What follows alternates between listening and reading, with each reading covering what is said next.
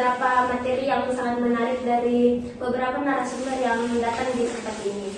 Nah, di sini saya akan memberi gambaran singkat apa saja yang akan muncul dalam podcast hari ini.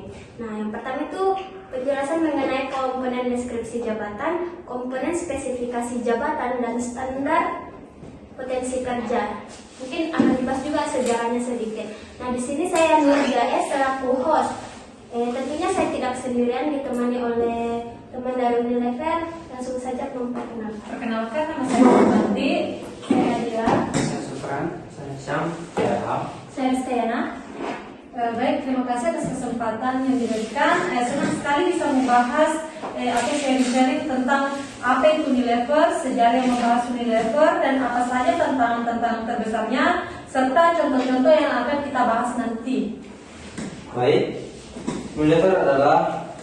Unilever didirikan pada tahun 1929 melalui penggabungan dua perusahaan Belanda, yaitu Bergeron Uni dan Lever Brothers.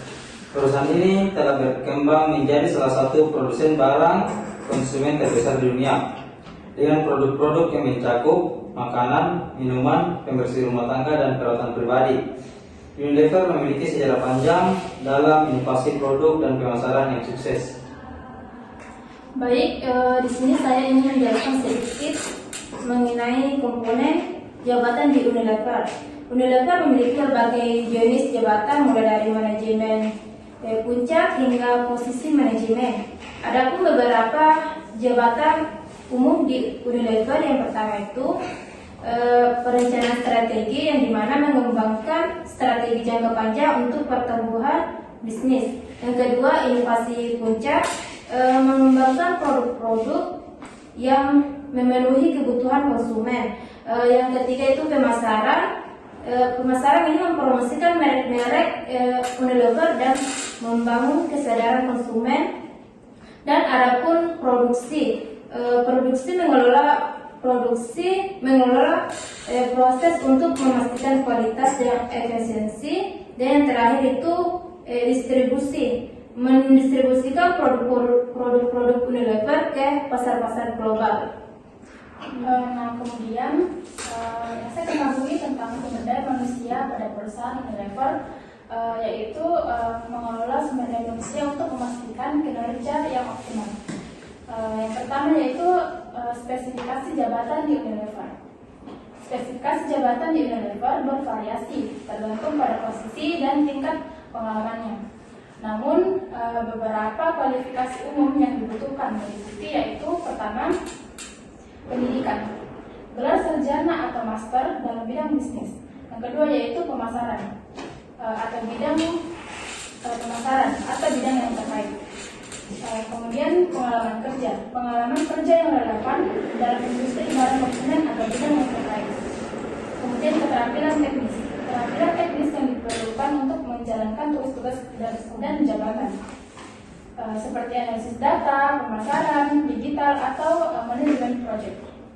Kemudian keterampilan interpersonal, kemampuan berkomunikasi dengan efektif, bekerja sama dalam tim, dan membangun hubungan dengan rekan kerja. Kemudian itu keterampilan bahasa, kemampuan berbahasa Inggris dan bahasa lainnya yang relevan. Standar potensi kerja di Unilever memiliki standar potensi kerja yang tinggi. Mungkin itu saja. Mungkin akan dilengkapi oleh teman-teman saya. Kemudian yang saya ketahui tentang standar potensi kerja di Unilever, di mana Unilever ini memiliki standar potensi kerja yang tinggi. Artinya perusahaan ini mencari karyawan yang tidak hanya memiliki keterampilan teknis, tetapi juga memiliki potensi untuk tumbuh dan berkembang. Adapun beberapa karakteristik yang sangat dihargai oleh Unilever, yang pertama itu motivasi. Karena yang memiliki motivasi tinggi akan selalu berusaha untuk memberikan yang terbaik dan mencapai hasil yang optimal. Kemudian yang kedua itu inisiatif terhadap karyawan yang proaktif dan memiliki inisiatif akan mampu mengambil tindakan tanpa harus menunggu instruksi. Kemudian yang ketiga itu kreatif. Unilever mendorong karyawan untuk berpikir out of the box dan menemukan solusi baru untuk masalah yang kompleks. Kemudian yang terakhir, kepemimpinan. Kemampuan untuk memimpin tim dan menginspirasi orang lain adalah kualitas yang sangat penting, terutama bagi para yang memiliki ambisi untuk berkembang dalam karir mereka di Unilever. Mungkin itu yang bisa kita. Nah, terima kasih atas penjelasan teman-teman dari Unilever. Nah, setelah saya mendengar beberapa dari penjelasan rekan-rekan di sini, saya sudah mencatat beberapa pertanyaan yang mungkin timbul. Nah, yang pertama yaitu, apakah Unilever dikenal dengan banyak merek? Kan Unilever dikenal dengan banyak merek ikonik. Apakah yang membuat Unilever tersebut tetap menciptakan produk yang bervariasi?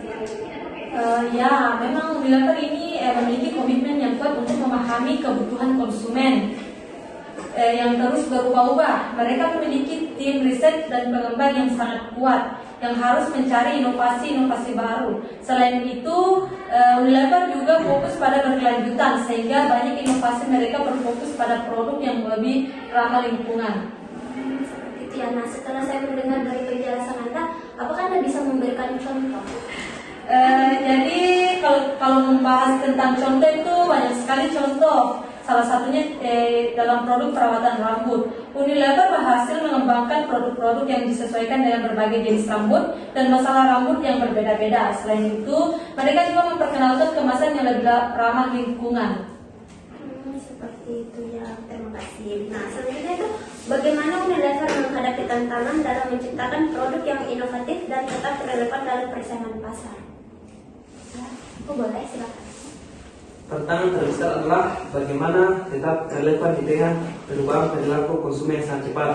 Nah, Unilever harus terus beradaptasi dengan tren terbaru seperti meningkatnya kesadaran akan kesehatan dan keberlanjutan. Selain itu, mereka juga harus bersaing dengan banyak startup yang menawarkan produk-produk yang lebih personal dan niche. Oh, sudah oke, terima kasih.